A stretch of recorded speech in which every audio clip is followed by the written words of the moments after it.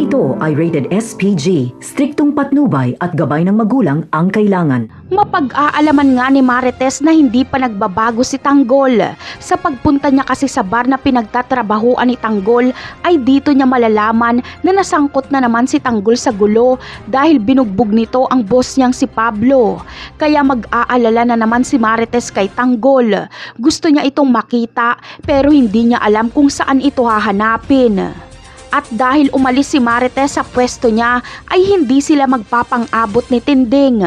Pupuntahan kasi siya ni Tinding sa palengke pero wala siya doon kaya si Roda na lang ang makakausap ni Tinding. Dito ay mapag-aalaman ni Tinding na nakalaya na si Tanggol at dalawa na ang asawa ni Rigor. Kaya awa ang mararamdaman ni Tinding kay Marites dahil harap-harapan itong winawalang hiya ni Lena at Rigor.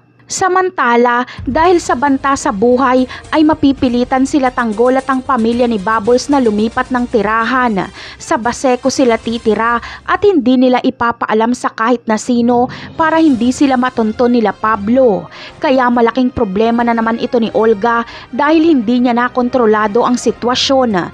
Hindi niya na kasi alam kung nasaan si Bubbles at Tanggol.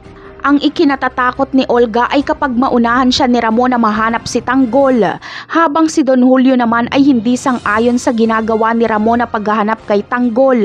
Pero kapag mahanap na ni Ramon si Tanggol at makita ni Don Julio ang mukha nito ay magiging masaya siya. Mapagtatanto niyang tama si Ramon at ito nga ang kanyang apo.